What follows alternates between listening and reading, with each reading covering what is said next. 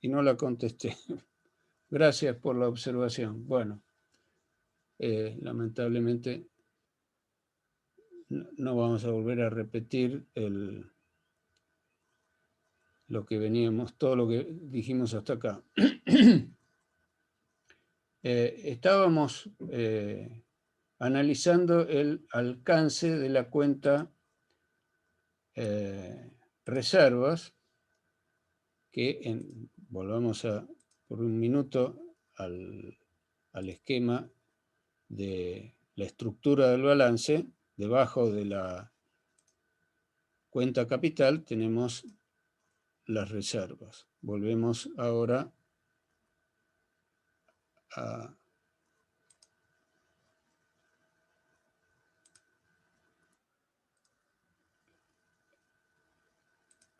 visualizar el texto legal.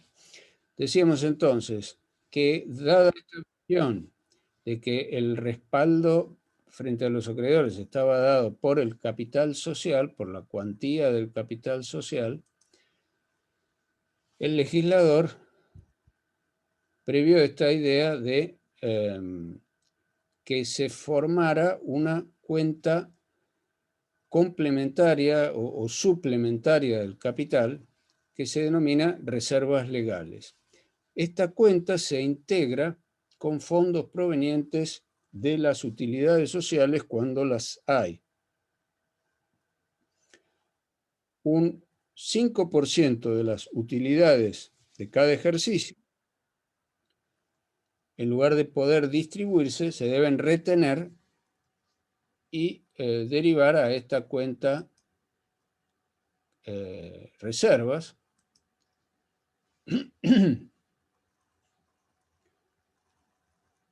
hasta que el saldo de la cuenta reservas alcance al 20% del capital social. Además, esto se constituye, esta cuenta que se integra de esta manera es la que corresponde a las reservas legales. La ley habla de la posibilidad de que voluntariamente, ya sea por disposiciones del estatuto o por una deliberación de las asambleas o reuniones de socios, estas decidan conformar otras reservas que pasan a tener el carácter de reservas voluntarias.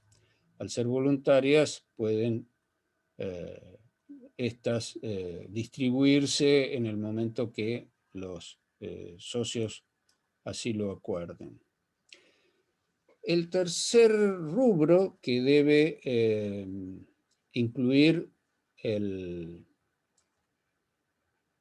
conjunto de cuentas que se agrupan en el patrimonio neto es el referido a las utilidades de ejercicios anteriores que van a ser el resultado, las utilidades, de una cuenta en la que se van a reunir los saldos correspondientes a los ingresos de las actividades sociales, deducidos los egresos.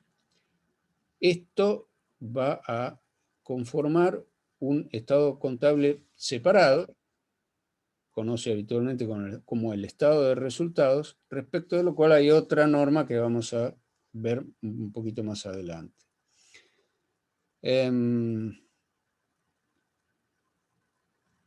Luego viene un tercer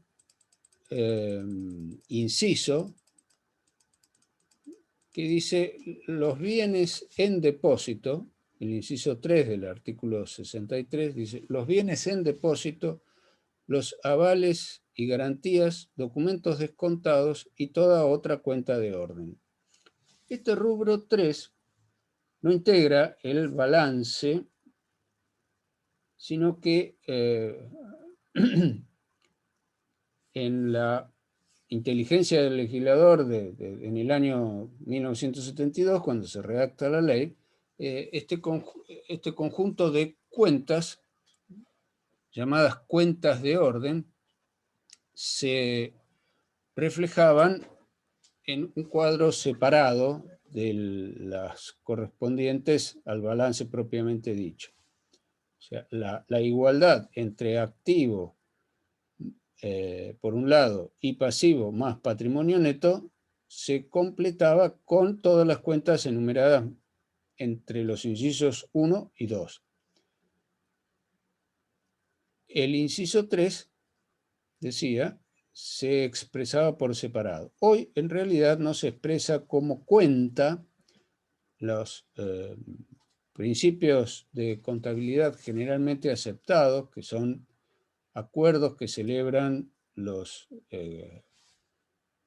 contadores en reuniones donde discuten aspectos del ejercicio de su profesión y se consolidan en estos puntos que se conocen como principios de contabilidad generalmente aceptados, han modificado ese criterio de presentación de balance y esta información se presenta hoy en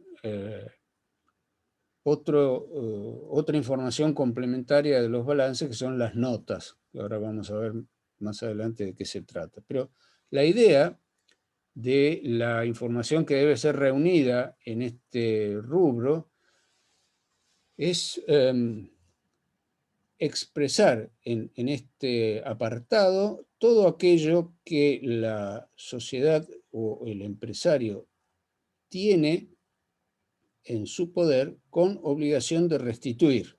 O sea, son bienes, los bienes en depósito son bienes que no son propiedad de la empresa, no son propiedad del sujeto que desarrolla la actividad empresaria, pero que están en su poder con obligación de restituir. Un bien recibido en depósito debe expresarse de esta forma. En esta información separada. De la misma manera deben figurar los derechos en garantía. Por ejemplo, una hipoteca. La hipoteca en sí misma no constituye un hecho cuantitativo. El hecho cuantitativo está dado por la obligación garantizada con una hipoteca.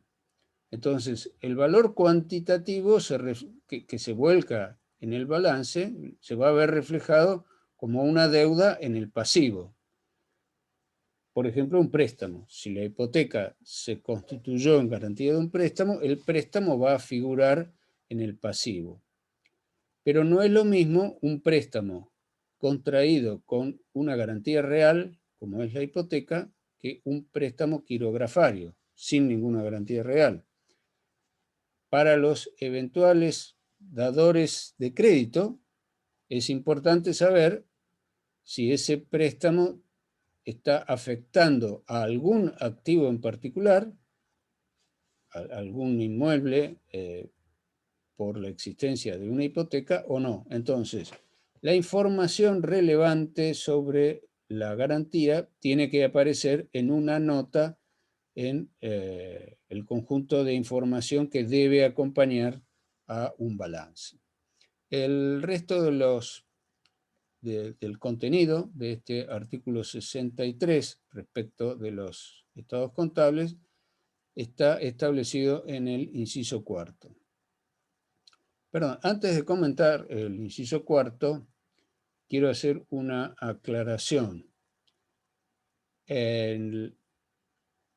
con relación a las cuentas del patrimonio neto que en esta enumeración del apartado 2 romano, esto que estoy resaltando, no sé si lo alcanzan a ver en sus monitores, no incluye un rubro que es el referido al ajuste del capital. Cuando se sanciona la ley 19.550 en el año 72, no se exigía la presentación de estados contables ajustados por inflación. Esto se incorporó en la reforma del año 83 al artículo 62, ya que lo tenemos cerca, verán ustedes, el artículo 62 dice: las sociedades deberán hacer constar en sus balances de ejercicio la fecha en que se cumple el plazo de duración, etcétera, etcétera. Luego hay un apartado que aparece subtitulado en negrita, principio general, y un tercer apartado que dice ajuste. Este último apartado del artículo 62 fue agregado con posterioridad y no se incluyó la correlación de que cuando una sociedad hace ajuste de estados contables por inflación, es necesario incluir ello en un apartado especial, en una cuenta especial. El lugar donde el resultado de los ajustes se debe volcar es en una cuenta correspondiente al patrimonio neto. ¿Qué significa esto del ajuste de estados contables por inflación? Bueno, hemos dicho, recordarán, que la contabilidad se lleva por el principio de la nominalidad. Todos los valores por los cuales se registran las operaciones ha de ser el valor que corresponde al documento respaldatorio, según un criterio histórico. Si el día de celebración de la operación se adquieren las mercaderías por 100 pesos, el valor por el cual se registran en el activo las mercaderías habrá de ser 100 pesos que sumarán a la cuenta correspondiente. Ahora, si al momento de la reposición de esa mercadería, porque la mercadería se vendió, resulta que el valor es mayor, si hay que recomprar en 130 aquello que, o en 120, pongamos 120, aquello que se compró por 100, y resulta que se vendió para poder generar el sujeto dueño de la empresa tiene que calcular al momento de fijar el precio de venta, que si en este momento me va a costar 120 reponerla, la voy a tener que vender a un precio mayor, por ejemplo 130. Esto genera la apariencia de una utilidad de 30 pesos, porque si en la cuenta correspondiente a los estados de resultados yo por ventas registro 130 pesos y resto como costo de la mercadería 100, que fue el precio al cual la compré, y que es el precio que tengo que considerar en los registros contables, va a aparecer una utilidad nominal de 30 pesos.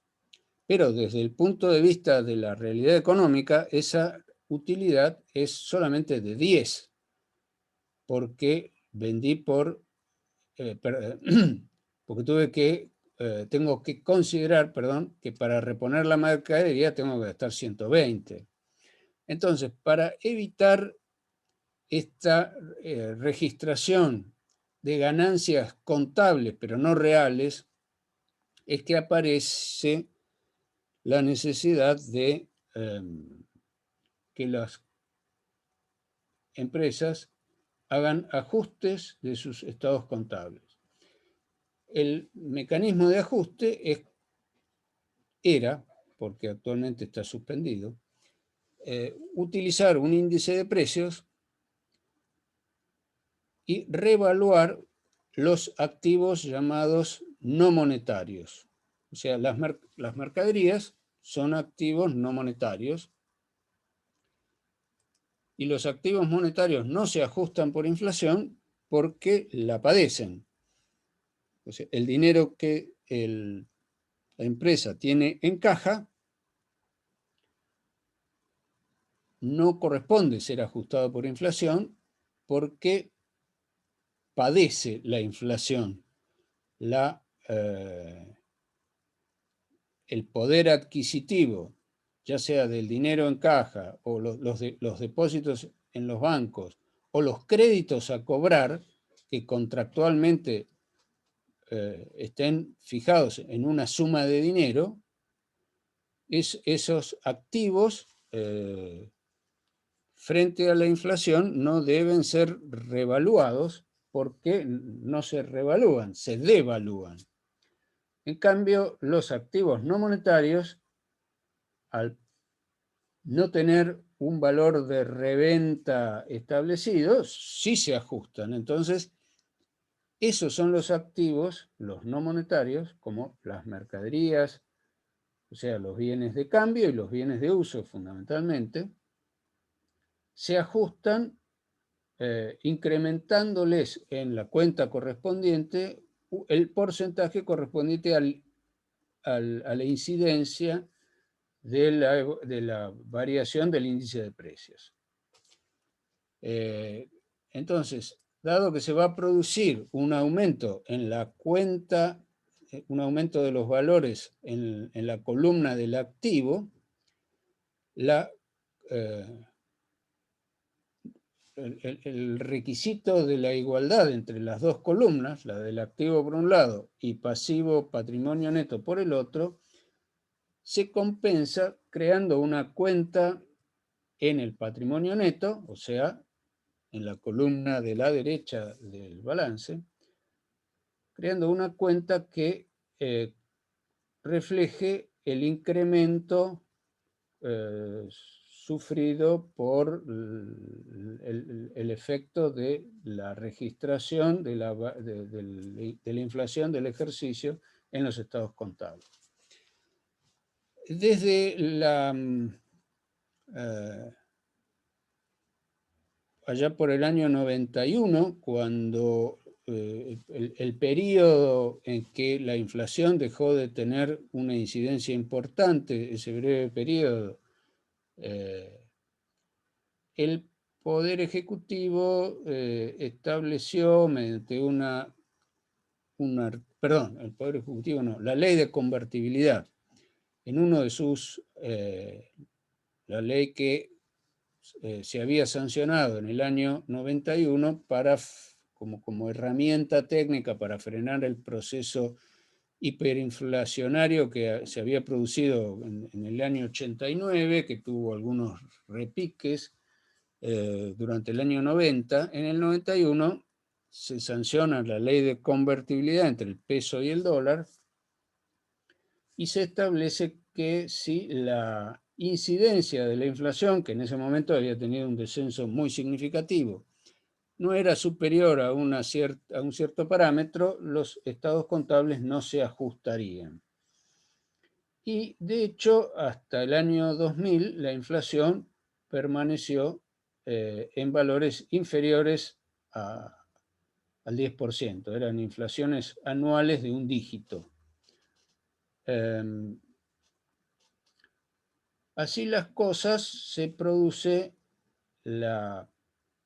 en el año, a fines del 2001, se produce la conocida crisis que termina en el año 2002 con la derogación del régimen de convertibilidad. La relación del peso y del dólar, que había sido 1 a 1 durante toda esa casi década, se altera y naturalmente esto produce un pico inflacionario. Entonces, hubo una disposición que por única vez permitió en el año 2002 a las empresas efectuar ajuste de sus estados contables. Esta disposición, no obstante que la inflación siguió en los años posteriores al 2002, siguió teniendo valores relevantes. No obstante ello, la suspensión de la realización de ajustes en los estados contables no se produjo porque esto implicaba la posibilidad de cobrar impuesto a las ganancias por sumas mayores. Entonces, dadas las dificultades de financiación del gasto público por parte del Poder Ejecutivo, el Poder Ejecutivo no quiso volver al régimen de ajuste de los estados contables porque al mantener, al reflejarse en la cuenta de resultados, esta ilusión monetaria de ganancias meramente contables le permitía cobrar impuestos sobre sumas mayores. Hubo en el año 2017, creo, un mecanismo que se incorporó, 2017-2018, que permitía el cómputo de el ajuste de estados contables en la medida que se pagara un impuesto, pero en definitiva actualmente entiendo que sigue suspendida la utilización de este mecanismo. Aclarado esto, vuelvo al artículo 63, el inciso cuarto, sobre las reglas referidas a la presentación de los estados contables. La información, dice el inciso A el subinciso A del inciso 4 del artículo 63, deberá agruparse de modo que sea posible distinguir y totalizar el activo corriente del activo no corriente y el pasivo corriente del pasivo no corriente. Se entiende por corriente todo activo o pasivo cuyo vencimiento o realización se producirá dentro de los 12 meses a partir de la fecha del balance general, salvo que las circunstancias aconsejen otra base para tal distinción. Entonces, la agrupación de las cuentas según este criterio clasificatorio de corriente y no corriente permite evaluar el grado de liquidez de una empresa porque compara o permite comparar aquellos activos que o bien que son inmediatamente líquidos, como la caja, el dinero depositado en cuentas a la vista en un banco, otros de menor liquidez, como son los créditos a cobrar en lo inmediato, dentro del curso del año, con las deudas que son exigibles también dentro del año. En una palabra, se pueden comparar los activos con los pasivos sin tener en cuenta aquellos que no son realizables en lo inmediato. O sea, aquellos activos, los bienes de uso, que no están en el patrimonio con el objeto de ser vendidos, con otros pasivos que son exigibles en plazos más largos y por lo tanto no interfieren o no inciden en la liquidez de la sociedad para hacer frente a los pasivos inmediatos. Esto es el porqué de esta clasificación de las cuentas según este parámetro. El inciso B dice que los derechos y obligaciones deberán mostrarse indicándose si son documentados con garantía real u otras. Evidentemente, la forma de documentación de los derechos y las obligaciones indica la rapidez con que, en caso de un proceso, la necesidad de recurrir a una vía de cobro judicial va a permitir recuperar ese crédito. Si el crédito no está documentado, va a ser necesario recurrir a un proceso de cobro ordinario que tiene plazos probatorios más extensos. En cambio, si la deuda o el crédito, según se trate, de que estemos de un lado o del otro de la relación jurídica, está documentado en un título que trae aparejado ejecución, por ejemplo, un pagaré. Un pagaré es un título que habilita una vía de cobro más rápido. Entonces, esta aclaración permite obtener información relevante respecto de la situación del sujeto en cuanto a obtener liquidez de un crédito determinado o para que nos hable de la mayor o menor exigibilidad de una determinada deuda. Bueno, las últimas dos disposiciones establecen que el activo y el pasivo en moneda extranjera deberán exhibirse por separado y la última que no podrán compensarse las distintas partidas entre sí.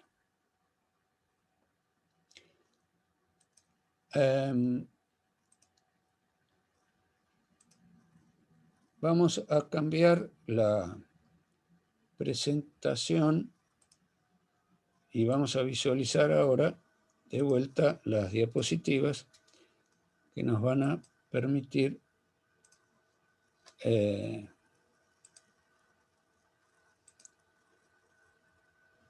bueno, acá tenemos expresado lo que decíamos acerca de las cuentas de las que anteriormente se llamaban cuentas de orden, que hoy son notas al balance.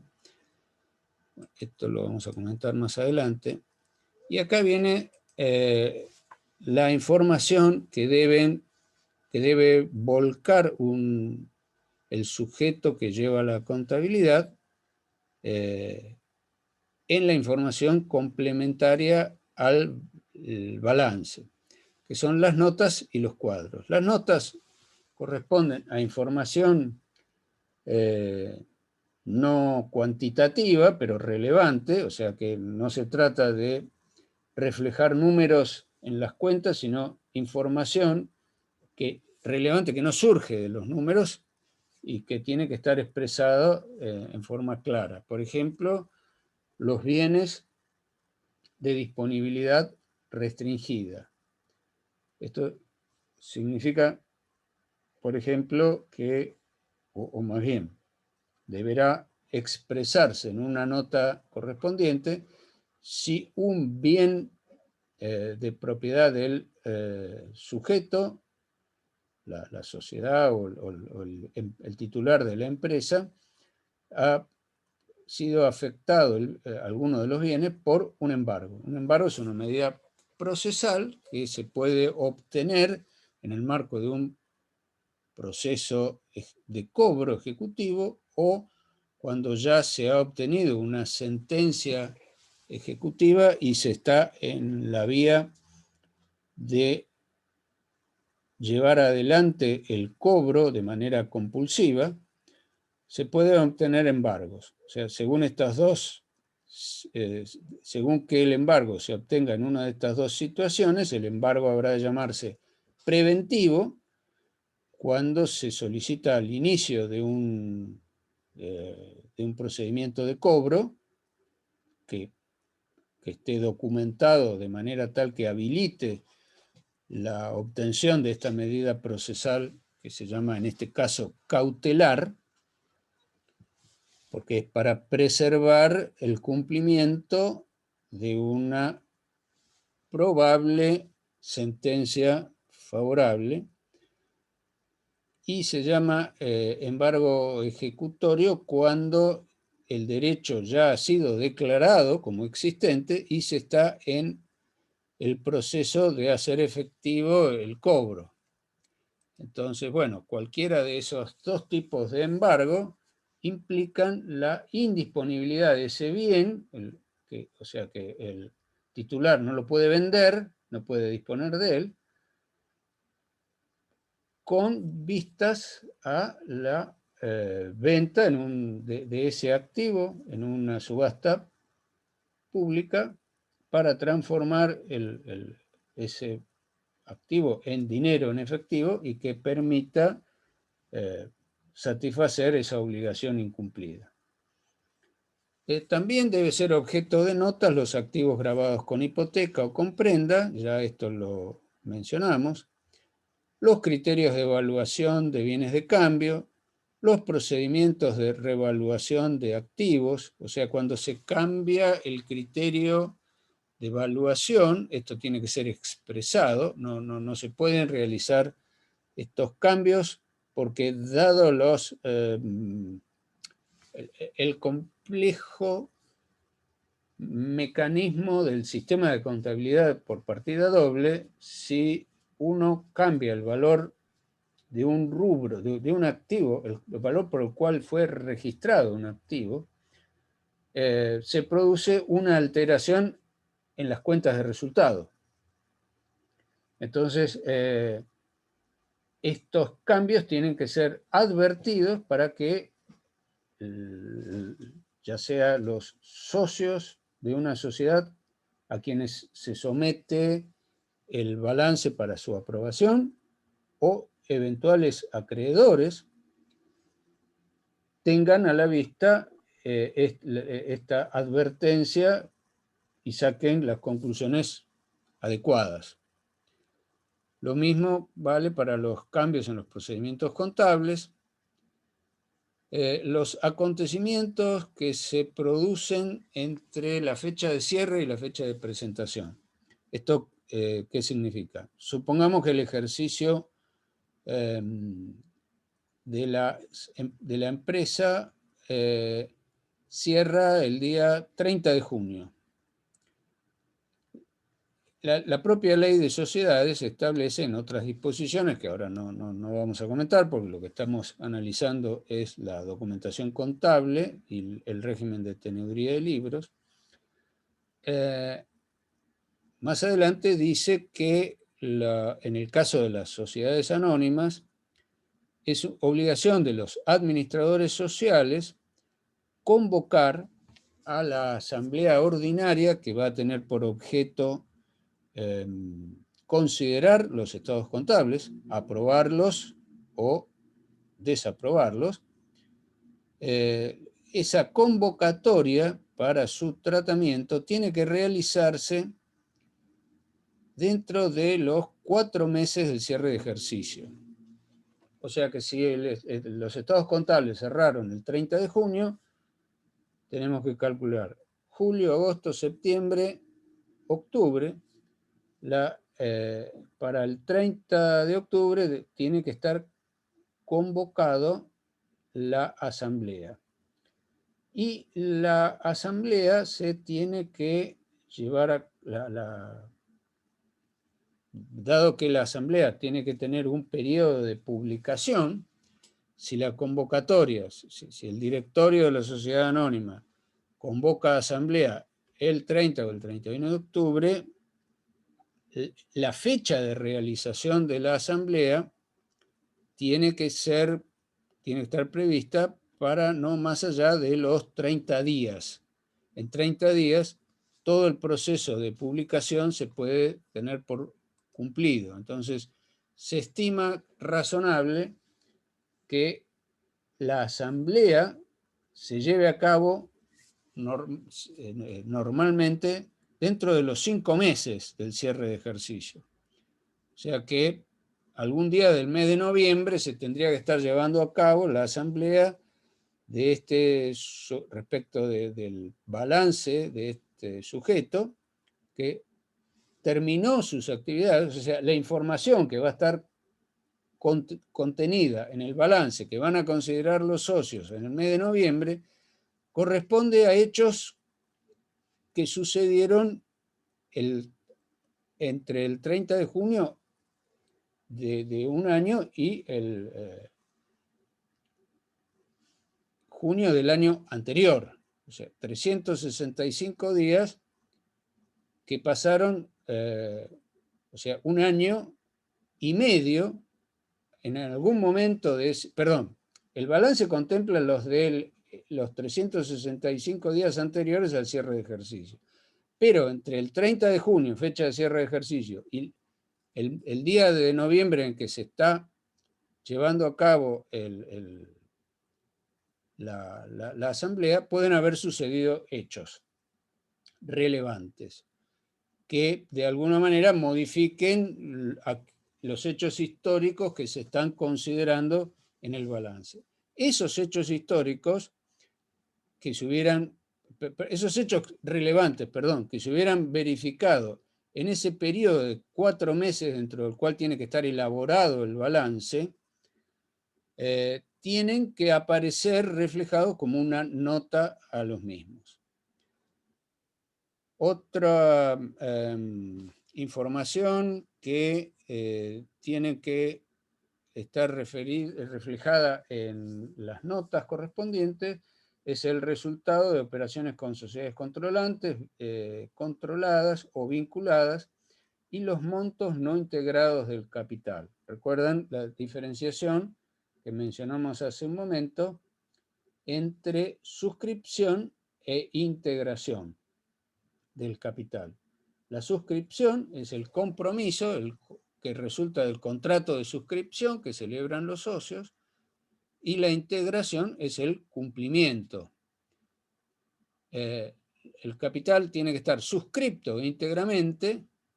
O sea, si la sociedad en el contrato dice que el capital social es de 100.000 pesos, la cuenta capital tiene que reflejar la obligación del número 100.000.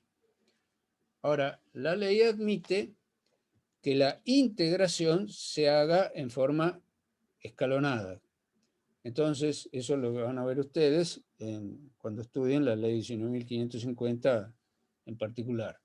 Entonces, cuando, porque así esté autorizado, la integración se difiera, la parte cumplida de la integración se va a reflejar como contrapartida de ese ingreso de 100.000 pesos. Supongamos que se integró efectivamente 30.000, la contrapartida de los 100.000 van a ser 30 en la cuenta caja, porque es dinero que ingresó, y 70 en la cuenta deudas de los socios, que se comprometieron a integrar un capital dentro de un plazo autorizado. Entonces, la parte no integrada, lo que está pendiente, tiene que estar exhibida como una nota al balance. Por otro lado están los cuadros, que es información generalmente numérica que implica un detalle analítico de lo que se expresó en forma de saldo en la cuenta correspondiente del balance. Y bueno, habrá que detallar entonces también los bienes inmateriales y las inversiones. Esta diapositiva que estamos viendo y compartiendo en este momento es un detalle de lo que surge del artículo 64 de la ley. Bueno, en otra información que debe presentar los sujetos que tienen que llevar contabilidad y presentar estados contables es el estado de resultados, que se divide en dos partes: un cuadro principal y un estado de evolución del patrimonio neto. En el cuadro principal van a figurar los ingresos, que es el producido de las ventas, ya sea por ventas de bienes o de servicios, discriminados por actividad, porque un sujeto puede tener más de una actividad y en ese caso deberá separar los resultados de ingresos por una y otra actividad. Y por otro lado, los gastos. los gastos ordinarios por comercialización, administración, financiación. Si los bienes se compraron con financiación, habrá que deducir el interés que se pagó por el pago diferido, los gastos de administración, honorarios de los administradores y de los servicios pagados, sueldos, jornales y gastos varios, impuestos, y las amortizaciones. La noción de amortización, creo que no la vimos, corresponde al criterio, o tal vez sí lo vimos, sí, creo que lo comentamos. La amortización, dijimos, es detraer un porcentaje de los activos, de los bienes de uso, aquellos activos que están en forma permanente en el patrimonio del sujeto, detraer un porcentaje correspondiente a la previsible necesidad de reemplazarlo. Entonces, en el caso de los bienes muebles, se descuenta en la columna del activo y en la cuenta correspondiente al bien de uso correspondiente, se descuenta, en el caso de los muebles, un 20% de su valor, y ese 20% se refleja en la cuenta correspondiente de resultados, correspondiente a los gastos. O sea, esto se resta de los ingresos. Los ingresos menos los egresos o gastos van a dar como resultado la utilidad o la pérdida del ejercicio.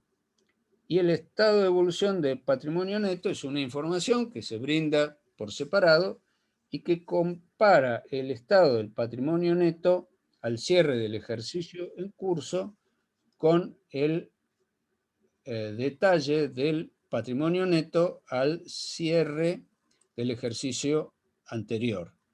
Esto permite la visualización, una primera aproximación a la visualización dinámica de la evolución del patrimonio.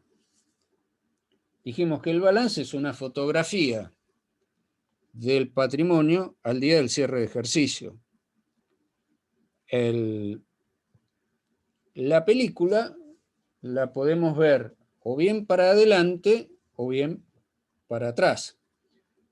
El estado de evolución del patrimonio neto nos muestra una suerte de película del último año.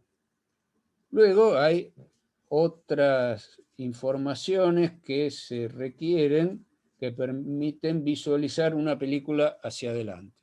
Pero no es la información que surge de esto que estamos aquí considerando. Bueno, otro elemento que surge de estas normas contables de la ley 19.550 es la memoria. La memoria es un documento que refleja información también relevante sobre el estado del contexto económico en el que se desenvolvió la actividad de la sociedad, tanto en el orden de la economía en general como de las vicisitudes por las que pasó la sociedad en particular.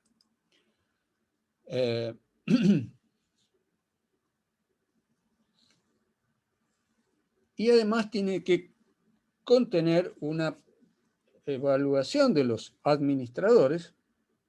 La memoria la redactan los administradores. Más allá de que la confección de un balance sea un documento técnico que materializan o bien contadores o bien idóneos en la técnica contable,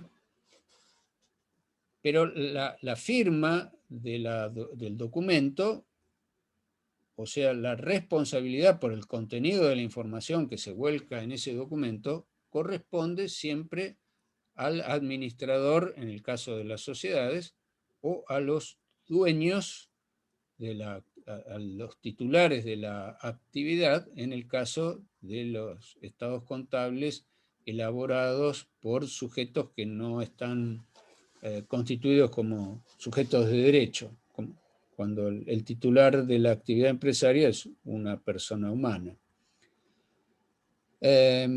Entonces tiene que haber una información sobre los hechos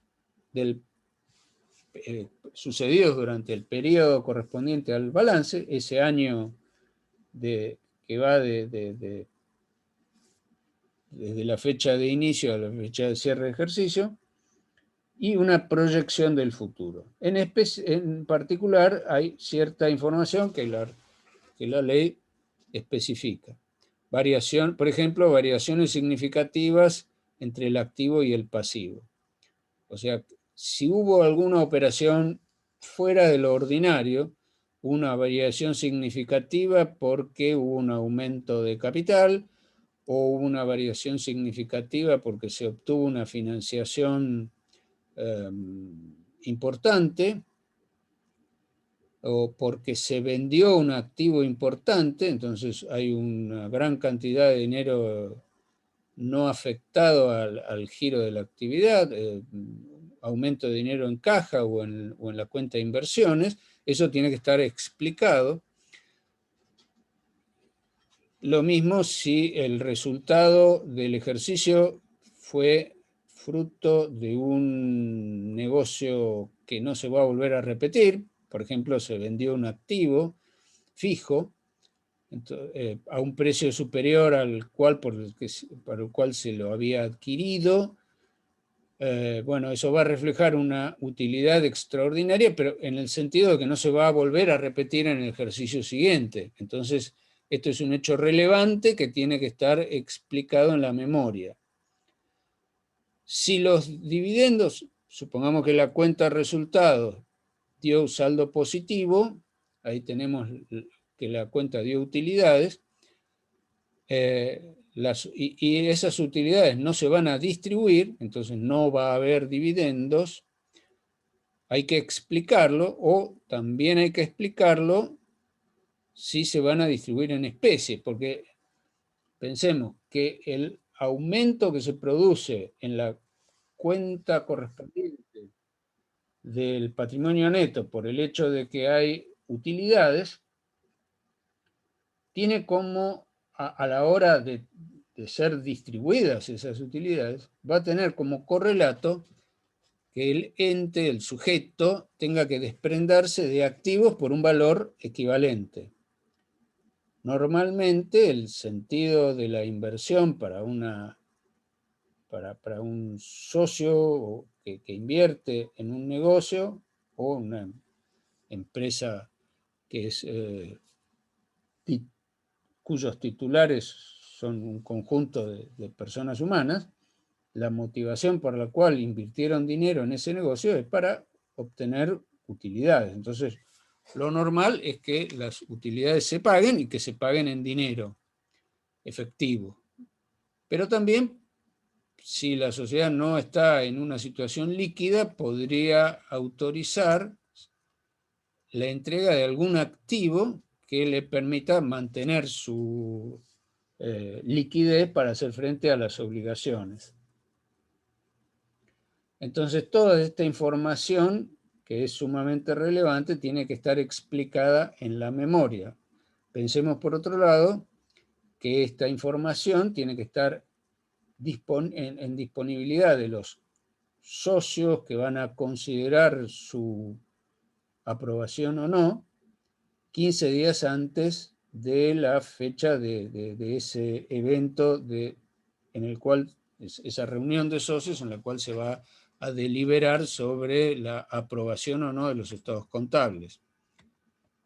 Como se ve, el acto de la presentación de estados contables por parte de los administradores implica, frente a los socios, en caso de las sociedades, una rendición de cuentas. Vamos a ver más adelante que dentro de las disposiciones de esto que podemos llamar el Estatuto del Comerciante, hay reglas sobre la rendición de cuentas para otro tipo de negocios aparte de la administración de una sociedad. Por lo tanto, el administrador de una sociedad no está obligado a rendir cuentas, sino a presentar estados contables. Bueno, esta diapositiva también es un resumen del artículo correspondiente de la ley 19.550. Acá tenemos el comentario de otro artículo, el referido a que estos estados contables tienen que distribuirse, la información tiene que distribuirse en copias. Recuerden la distinción que hicimos en su momento entre el balance como libro y el balance como documento que tiene que estar confeccionado con información proveniente de lo que figura en los libros. Entonces, el balance y sus estados complementarios como documento tiene que confeccionarse en tantas copias como socios haya para su aprobación, y luego, eventualmente, también habrá de confeccionarse copias para ciertos sujetos. Por ejemplo, en el caso de sujetos que requieran financiación en el sistema financiero oficial, las normas jurídicas exigen a los bancos y entidades financieras la solicitud de estados contables debidamente auditados. La auditoría es un control posterior que realizan contadores independientes. Dijimos que la confección material del balance la suele hacer un contador o un idóneo en contabilidad, pero la firma el dueño de la empresa o el administrador, y la auditoría es un control selectivo que hace un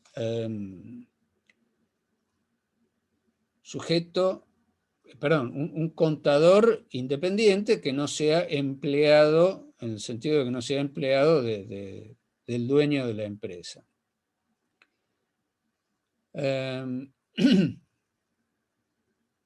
Bueno, en el caso de las sociedades, pasados los 15 días de la aprobación por la reunión de socios, el balance tiene que enviarse a la autoridad de control. Bueno, el artículo 64, para completar esta visión del tema de los estados contables,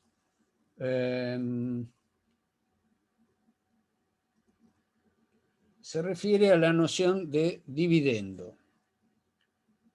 El dividendo, dijimos que es el saldo positivo del estado de resultados, o sea, lo que resulta de la cuenta de sumar por un lado los ingresos y restar los egresos, cuando esa cuenta es positiva se llama utilidad.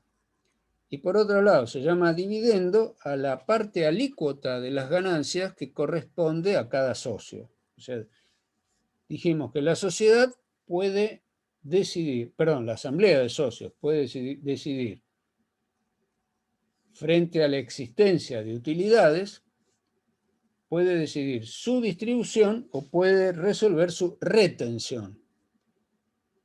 Si la utilidad que se transformó,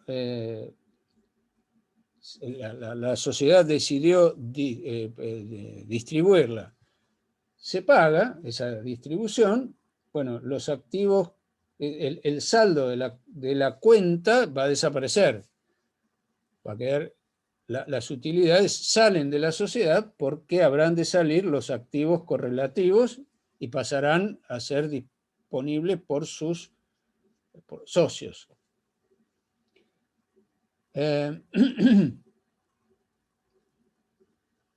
Si la sociedad decide retenerlos, bueno, va a quedar en una cuenta del patrimonio neto como utilidad no distribuida, que podrá ser distribuida en ejercicios siguientes.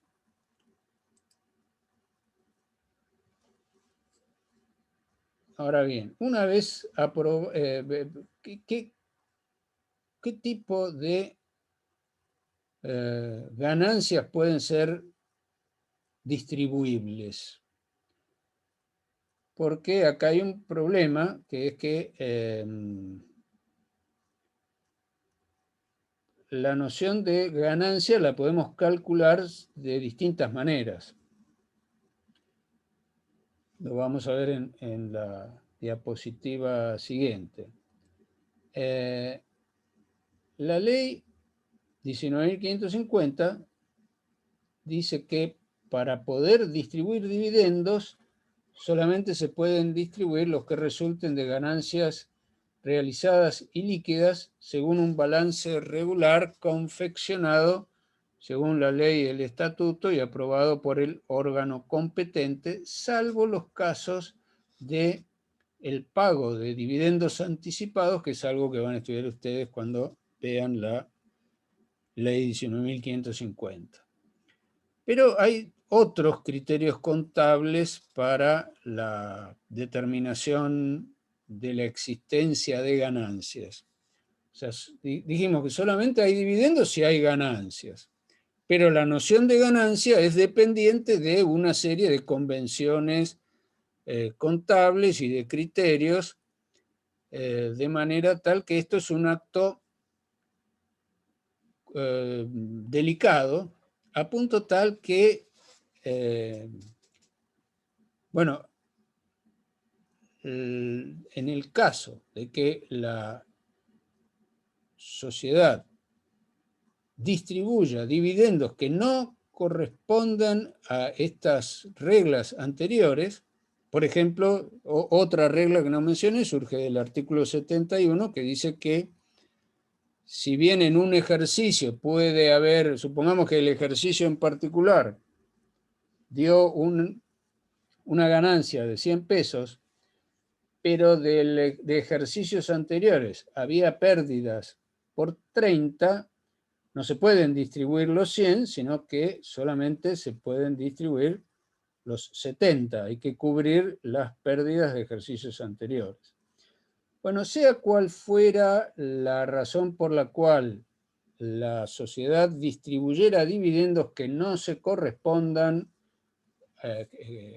cuyo cálculo no resulte de tener en cuenta todos estos criterios, los dividendos que se hubieran pagado en infracción a estas disposiciones pueden ser repetidos. O sea, la sociedad tiene la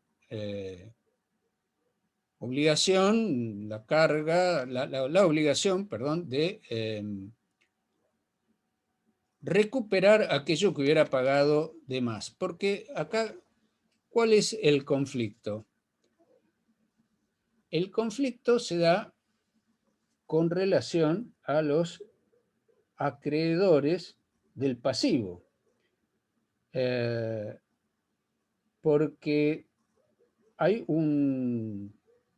si bien los socios que invierten en una sociedad lo hacen con la expectativa de obtener ganancias, también es cierto que podemos considerar a los socios como acreedores de la sociedad. Pensemos en lo que habíamos dicho al comienzo, que todo lo que una sociedad tiene, un sujeto tiene, o sea, los activos, los tiene porque se lo debe a los terceros o se los debe a los dueños. los dueños o socios se registran en la cuenta correspondiente del patrimonio neto y los demás acreedores en el pasivo. Entonces, de alguna manera, los socios también son acreedores de la sociedad, pero son acreedores que tienen una particularidad, son acreedores que han aceptado la preeminencia de los acreedores del pasivo. Si en un momento dado, y cuando vean ustedes, cuando estudien ustedes las normas para la liquidación del patrimonio de una sociedad, van a ver que en caso, cuando una sociedad llega a su fin, cuando se produce la disolución de la sociedad, ya sea por vencimiento del plazo por el que se constituyó o por alguna otra razón,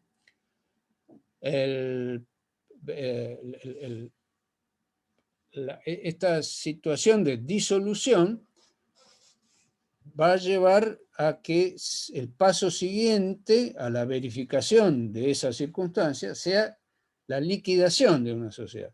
¿Qué significa liquidar una sociedad? Significa transformar todos sus activos en dinero en efectivo, pagar las deudas y distribuir el sobrante.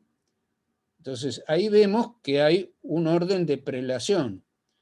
Primero cobran los acreedores del pasivo y recién el sobrante podrá ser distribuido a sus socios una vez desinteresados esos acreedores. O sea que hay una tensión entre los acreedores, entre una clase y otra de acreedores. Los acreedores con un primer grado de preferencia, dentro de los cuales a su vez puede haber preferencias si son acreedores en función de que sean acreedores quirografarios o acreedores privilegiados, y los privilegios a su vez, como ustedes saben, se pueden dar de manera general sobre la totalidad de los activos o privilegios sobre algunos activos en particular. Y luego tenemos estos otros acreedores que son acreedores que los podemos llamar subordinados.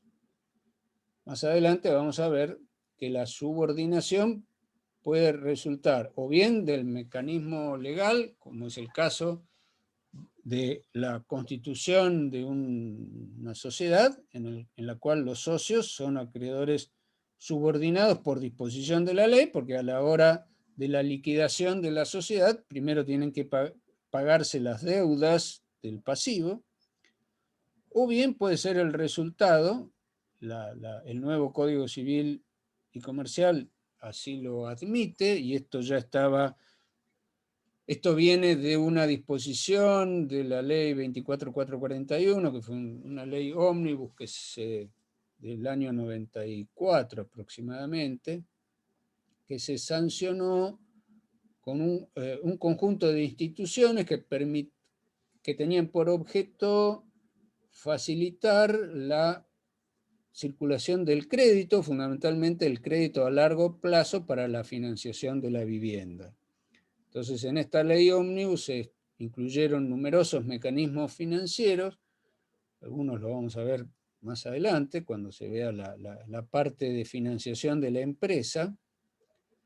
Vamos a ver que la subordinación también se puede pactar como una cláusula propia de un préstamo en particular o de algún mecanismo financiero en particular.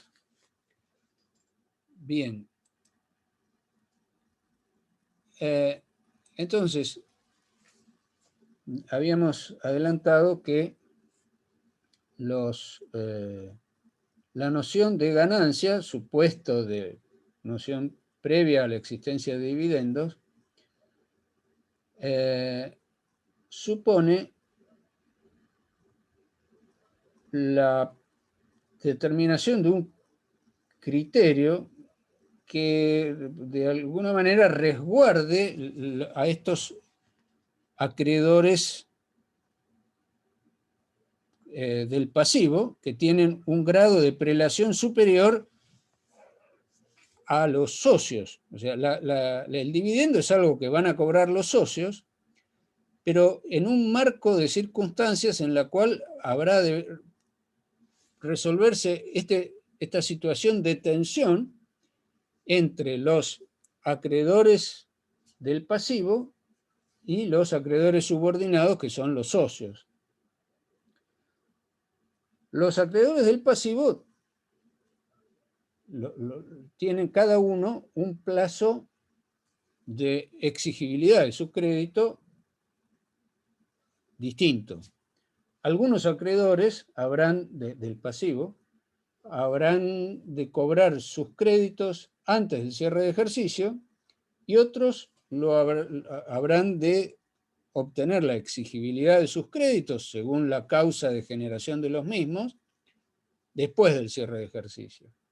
Por ejemplo, un préstamo que se hubiera contraído a ser pagado en 5 años, bueno, en cada una parte a lo mejor se van pagando amortizaciones, o sea, partes del capital e intereses durante el ejercicio y el saldo va a quedar para el ejercicio siguiente, o, en fin, las condiciones podrán ser muy diversas. Pero los acreedores del subordinados, como son los socios, lo son por toda la vida del ente. O sea, si van a poder materializar la razón por la cual invirtieron en la sociedad, habrán de poder cobrar sus acreencias, su renta, el dividendo que esperaban, en algún momento que no ha de ser el plazo, tiene que ser anterior necesariamente al plazo de terminación de la sociedad. Hay sociedades anónimas que se constituyen por 99 años y naturalmente el inversor tiene la expectativa de cobrar antes. De ahí viene la necesidad de establecer un mecanismo que contemple el equilibrio entre estos dos intereses contrapuestos.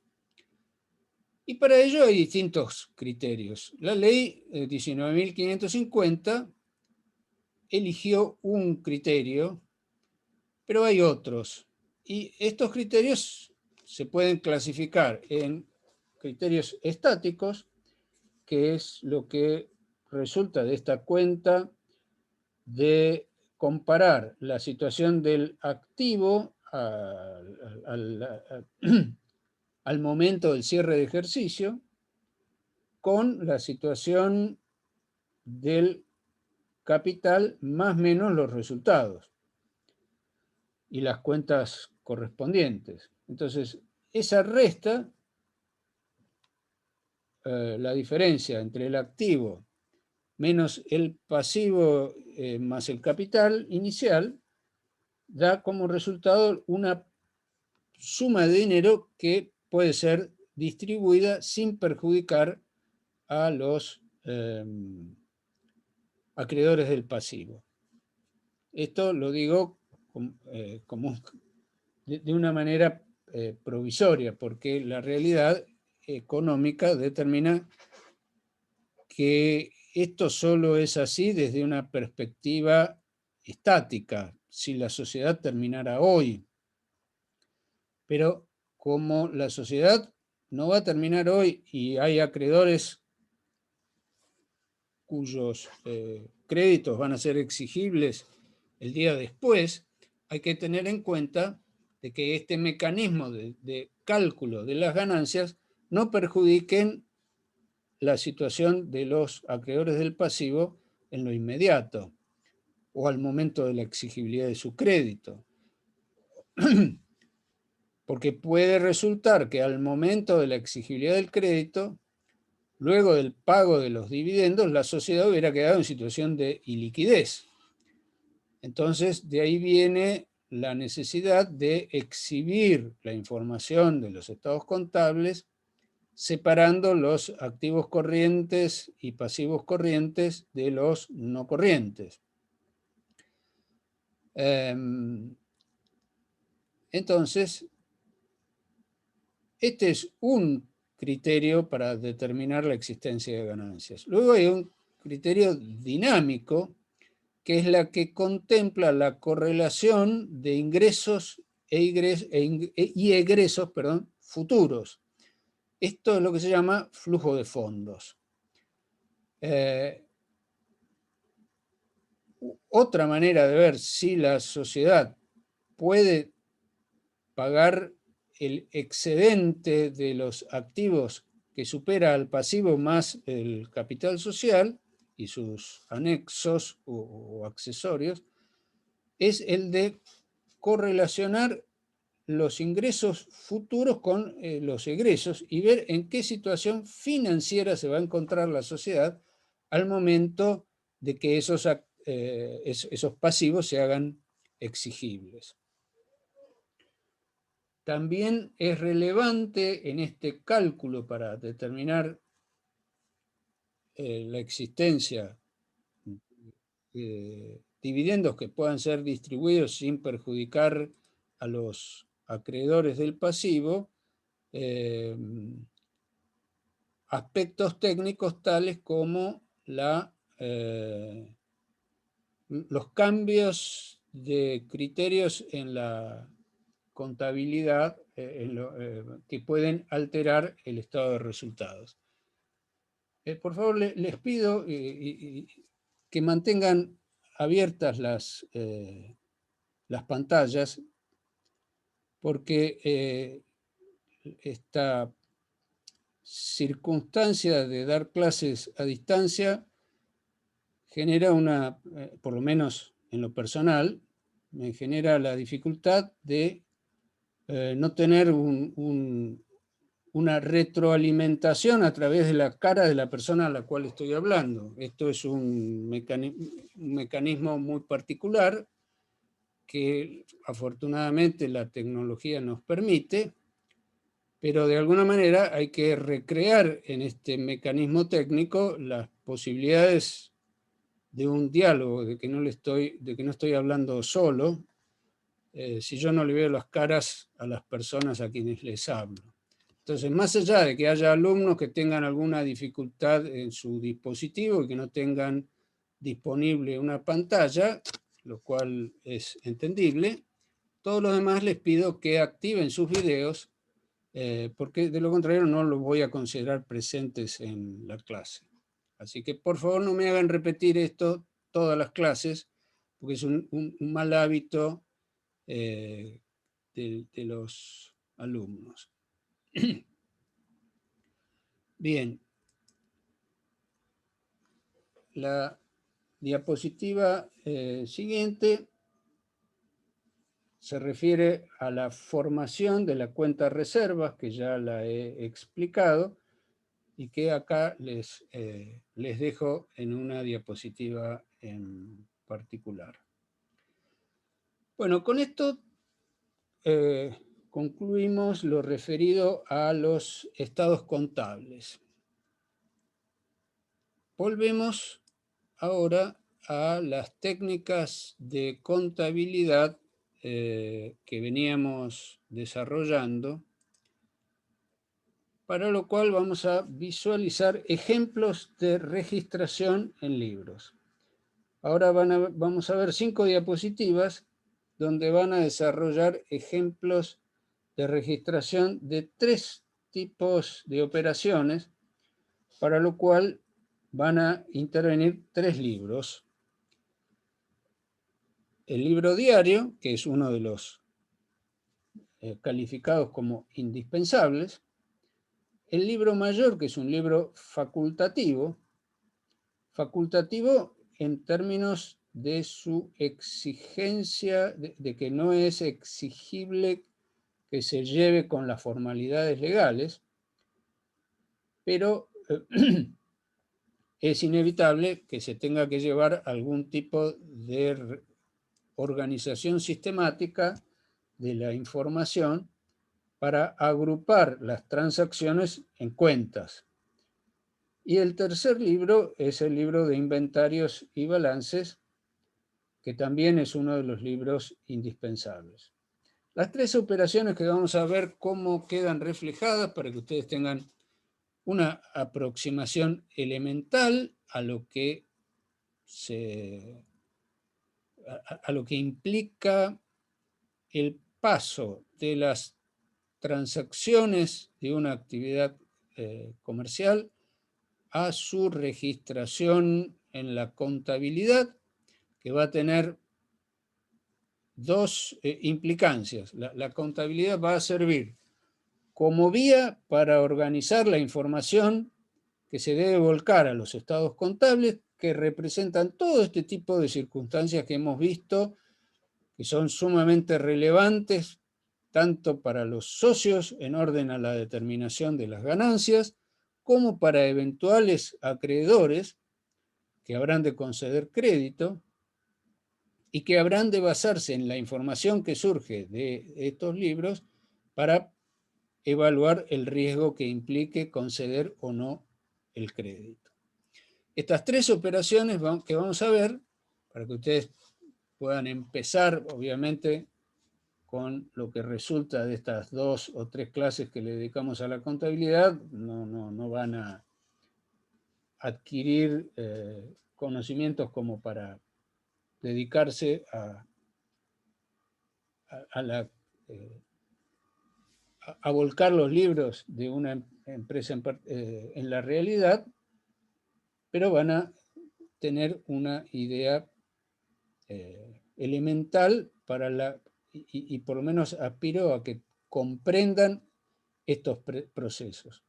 El otro aspecto para que va a ser de utilidad la contabilidad es porque va a servir como prueba en caso de conflictos judiciales, y esto sí es algo con lo que ustedes van a estar en contacto en el ejercicio de la profesión de abogados. Sobre esto, vayan leyendo los artículos que siguen al artículo 320, el artículo 321 al 331, creo, contienen toda una serie de reglas. Lo que ahora estamos haciendo es tratar de hacer comprensible el sentido de estas disposiciones para que luego ustedes puedan actuar en el ejercicio profesional en lo referido al ofrecimiento de qué manera se puede introducir en un proceso judicial información proveniente de los libros de comercio, no ya de los estados contables, sino de los libros de comercio. Los estados contables van a ser útiles en otras fases. Si ustedes tienen que asesorar a un cliente que está evaluando participar en una financiación a una empresa en particular. Pero en su rol de abogados litigantes va a ser muy importante la información de los libros de comercio, y para eso hay una fase que tiene que ver con el ofrecimiento de los libros de comercio como prueba, y otra referida a la evaluación de esa prueba. Entonces, en orden a posicionarse en la comprensión de esos artículos 331 a 331, o el número que fuera, que no estoy seguro en este momento, no recuerdo de memoria, vamos a evaluar, a tratar de imaginarnos cómo aparece la información de las operaciones en los libros. Y las operaciones que vamos a ver va a ser un aporte de capital en dinero en efectivo, una compra de mercaderías a crédito y una venta de mercaderías al contado. Entonces, vamos a empezar viendo la registración cronológica en el libro diario. Como les decía en la clase pasada, creo que fue, el libro diario contiene fundamentalmente dos columnas, una del debe y otra del haber, en las cuales se vuelca información cuantitativa. Las otras columnas pueden ser más o menos según cómo quiera diagramar la información el sujeto que tiene que llevar la contabilidad. Para esto, si uno va a utilizar libros en formato clásico, el impresor, el que imprime los libros, le puede dar distintos diseños y ofrecer distintos diseños con más o menos información de acuerdo a la complejidad de la actividad que vaya a ser registrada en estos libros. Pero supongamos que la información mínima que habrán de contener es la fecha de la operación, el concepto de la operación y la correlación de a qué cuentas corresponde esa transacción. En este punto me voy a permitir volver para atrás para recordarles, vamos a ver si encuentro la diapositiva correspondiente, esta diapositiva. Recuerden que las operaciones pasan por un registro cronológico y un segundo registro sistemático, que es la registración de cada una de las operaciones en por lo menos dos cuentas, de lo que corresponde al libro mayor, que va a ser la base, o sea, los saldos de las cuentas del libro mayor se van a trasladar al balance que agrupa las cuentas en cuentas del activo, cuentas del pasivo y cuentas del patrimonio neto. Volvemos entonces a esta diapositiva donde tenemos que se registra un aporte de capital por 1.000 pesos. Estos 1.000 pesos se deben correlacionar con dos cuentas. En la cuenta caja, y dado que es un aumento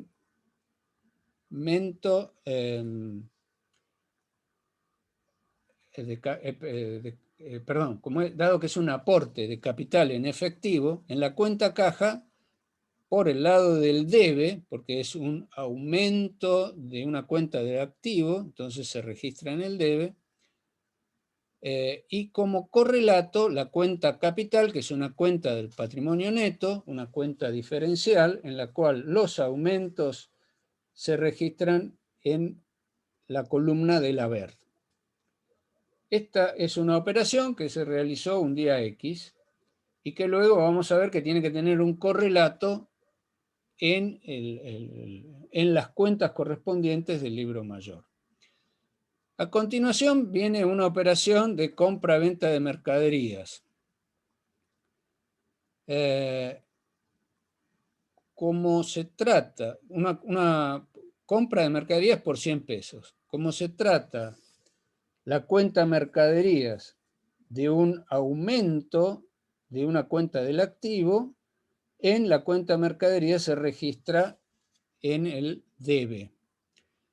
Y suponiendo que las mercaderías se hubieran comprado con una financiación otorgada por el proveedor, la cuenta correlativa, la cuenta sistemática, habrá de ser la cuenta proveedores, en la que, dado que es un aumento del pasivo, porque es dinero que debemos a los proveedores, se habrá de registrar en la columna del haber.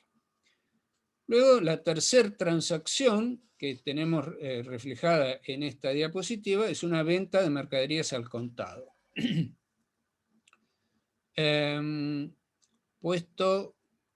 Suponemos que las mercaderías se vendieron por 25 pesos. En la cuenta mercadería, como es una disminución del activo, se va a reflejar en la columna del haber, y en la cuenta caja, como es un aumento de un activo, se va a reflejar en la columna debe. Hasta acá voy a una velocidad razonable para que se pueda ir procesando esta información, o si así no fuera, por favor me detienen y volvemos para atrás. No, hasta ahora viene bien, profe. Bueno, mejor así. Veamos ahora la correlativa registración sistemática. Vuelvo un segundo para atrás. Recuerden que vamos a tener que ver el reflejo en el libro mayor en las cuentas caja, capital, mercadería, proveedores. Entonces, ahora vamos a ver el reflejo de estas transacciones en la cuenta caja del libro mayor, que es la antesala para la confección del balance. Acá en estas cuentas sí vamos a necesitar 3 columnas para los datos cuantitativos, porque es importante establecer un saldo. El saldo de las cuentas del libro mayor, que, insisto, no es un libro cuya registración deba hacerse en uno con las formalidades legales de los artículos 320 y pico y correspondientes del Código Civil y Comercial, sino que se puede llevar como un libro complementario sin las formalidades correspondientes. Pero es inexcusable que la información cronológica pase por este filtro del libro mayor que sistematiza la información, siendo la base para que sus saldos se integren en en el balance correspondiente. Entonces, arranca con un saldo transporte de 0 en el comienzo de la actividad. Obviamente, la cuenta caja no había dinero. El aporte de capital en la fecha correspondiente se va a reflejar con un ingreso, el aporte había sido de 1.000 pesos y se refleja con un ingreso por el debe de 1.000 pesos, que al momento de su realización produce un saldo de 1.000. Días después se vendió mercadería al contado y aparece un ingreso de mercadería que por lo tanto se refleja en la cuenta debe de 25 pesos, que aumenta el saldo de la cuenta caja a 1.025 pesos. Trabajamos con números pequeños para hacer más sencillo hoy estos números no reflejan valores probables, pero simplemente es una simplificación.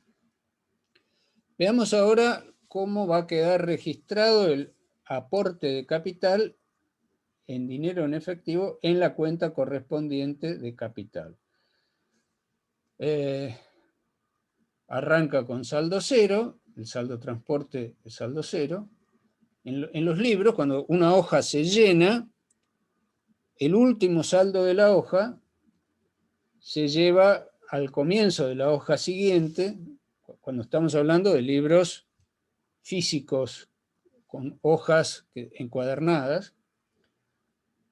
Hoy toda esta información puede estar llevada en registros de un soporte digital, en cuyo caso la visualización puede ser similar, pero el soporte de la información ya no es el papel, sino son los registros digitales.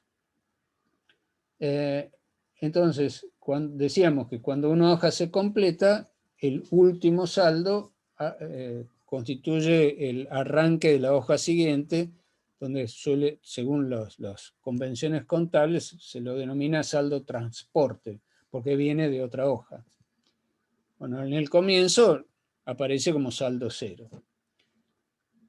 En la fecha correspondiente y en el concepto correspondiente aparece aporte de capital, y como la cuenta capital es una cuenta diferencial, los aumentos, los incrementos en los saldos de esta cuenta se registran en la cuenta del debe.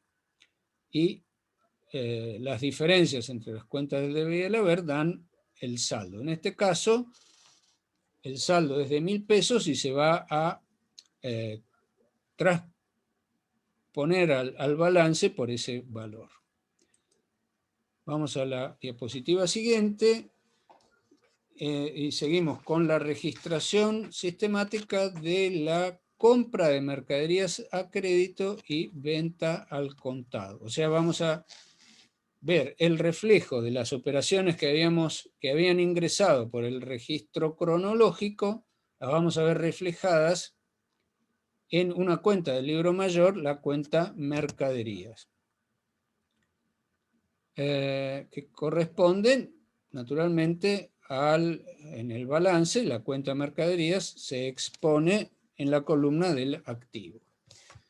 Arranca con saldo cero. La operación siguiente había sido una compra-venta por un valor de 100 pesos, una compra-venta de mercaderías, que se había realizado con financiación de proveedores, pero acá estamos viendo solamente el reflejo de esa transacción, que acá esta figura con fecha 5/9/11, y que ingresa en la columna debe por las razones que ya mencionamos. Y luego vemos que días después se había realizado, así aparecía en el libro diario, en el registro cronológico, días después de la compra de mercaderías se realiza la primera venta por 25 pesos. Dado que la venta con relación a la cuenta mercaderías es una disminución, nos va a bajar el stock de mercaderías, entonces se refleja en la columna haber. O sea, va a restar el saldo que venía de atrás, que era de 100 pesos, lo cual deja un saldo de 75 pesos en la cuenta de mercaderías. Vamos a continuar con la registración sistemática y ahora vamos a ver la compra a crédito, la contrapartida de ese ingreso del 5/9 con relación a la venta de mercaderías era, dado que había sido financiada por el proveedor, implicaba tener que registrar el monto del precio pagado por las mercaderías como deuda con los proveedores, o sea, una cuenta del pasivo. Al tratarse de un ingreso de una cuenta del pasivo, una cuenta elemental, según el criterio expresado en esa diapositiva donde se clasificaban las columnas en las cuales se registraban las operaciones, implica tener que registrarlo en el haber. Y esto nos deja un saldo de 100 pesos como deuda con proveedores. En la cuenta, vamos a ver entonces ahora cómo volcamos los saldos de esas operaciones en el libro balance. No desarrollamos en este ejemplo el inventario. En el inventario implicaría establecer cómo está conformado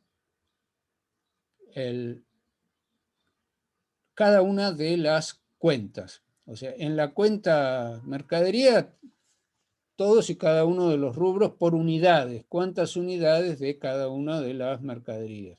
La cuenta proveedores, el nombre y la identificación de cada uno de los proveedores a los cuales se les debe dinero.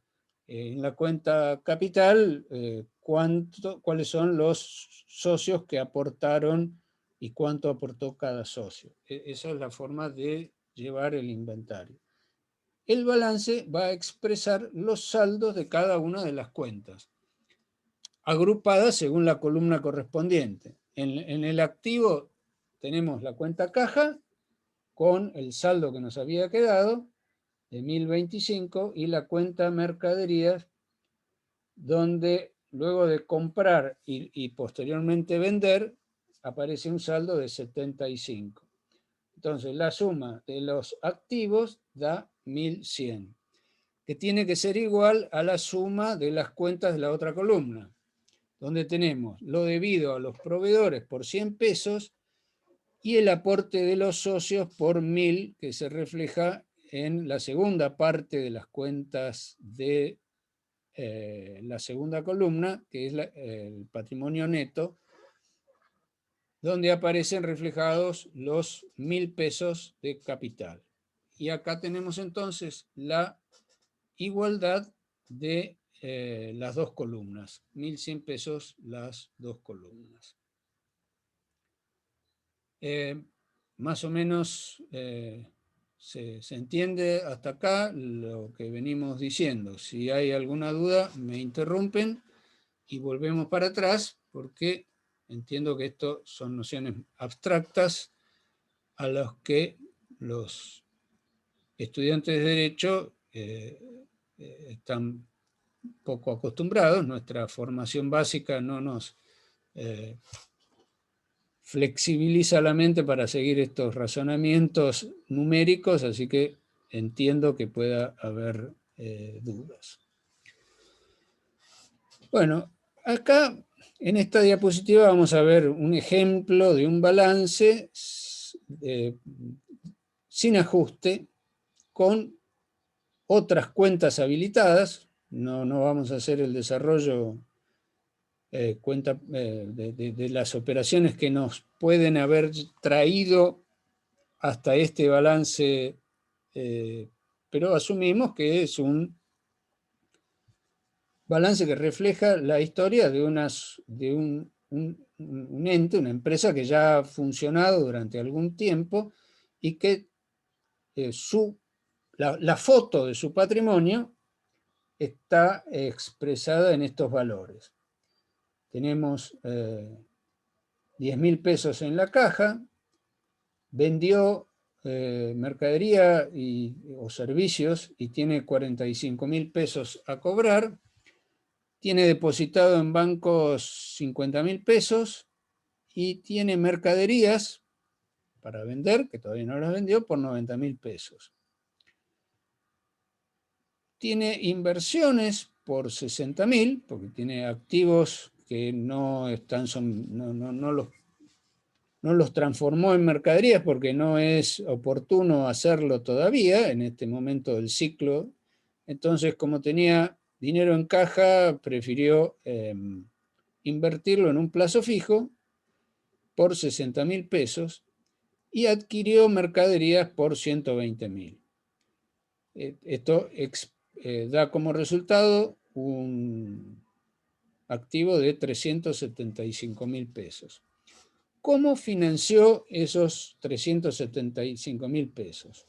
Bueno, una parte con financiación de los proveedores, que van a aparecer en la cuenta proveedores, va a aparecer en la columna del pasivo por 40.000 pesos.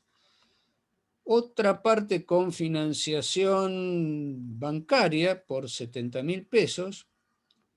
Y otra parte, porque necesitaba una financiación a más largo plazo, por ejemplo, para comprar bienes de uso, emitió obligaciones negociables, o sea, son empréstitos, las obligaciones negociables, que se obtienen negociando con una pluralidad de eventuales acreedores a quienes se les ofrece títulos de deuda con condiciones también homogéneas. Bueno, para esto emitió obligaciones negociables por 80.000 pesos, lo que suma un pasivo de 190.000 pesos. El capital, el aporte original de los socios fue de 150.000 pesos y las utilidades de los ejercicios anteriores determinaron la retención de reservas por 15.000, o sea, recién vamos por el 10% del capital social, o sea que en los próximos ejercicios todavía habrá de detraerse de los ingresos un 5% de las utilidades, porque todavía no se integró el 20% del capital social. O sea que en este esquema, hasta que no haya 30.000 pesos de reserva, se tienen que seguir restando de las utilidades. Y de ejercicios anteriores venían 20.000 pesos que no habían sido distribuidos. Entonces, la suma de los tres rubros del patrimonio, de las tres cuentas del patrimonio neto, nos da 185.000, que sumado al pasivo de 190.000, conforman la igualdad de las dos columnas en 375.000 pesos.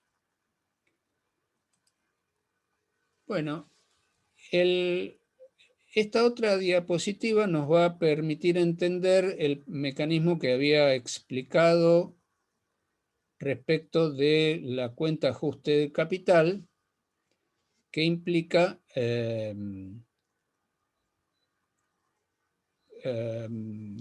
cargar a los rubros no monetarios del balance el porcentaje de la inflación medida por algún índice. En este ejemplo, las cuentas no monetarias están escritas con rojo, que son aquellas que van a reflejar el aumento del porcentaje de la inflación aplicado al valor originario del saldo de esas cuentas correspondientes. Los demás rubros, la caja, los créditos a cobrar, el dinero depositado en los bancos, las inversiones en plazos fijos, los bienes de uso, son rubros no monetarios que no se ajustan por inflación. Entonces, a los 90.000 pesos que teníamos, vuelvo un segundo a recordarla. Recordemos que en el balance sin ajuste tenía 90.000 pesos en mercaderías. Bueno, esos 90.000 pesos se van a transformar en 9.000, perdón, se van a incrementar, no transformar, se van a incrementar en 9.000, lo que nos va a dar un total para las mercaderías de 99.000 pesos. Y los bienes de uso que teníamos en 120.000 pesos, la aplicación del índice de ajuste, del índice de precios, que dio un aumento de 10% en el año, determina 12.000, un incremento de 12.000 pesos. Esto nos va a dar como resultado que nos aumenta la columna del activo en 9 más 12, 21.000 pesos, que tienen que reflejarse como correlato en la columna correspondiente y en las cuentas del patrimonio neto. Bueno, vamos a dejar aquí la visualización de las diapositivas, y si hay alguna pregunta que me quieran hacer en este espacio de tiempo que nos queda, podemos dedicar a tratar de contestarlas si me es posible.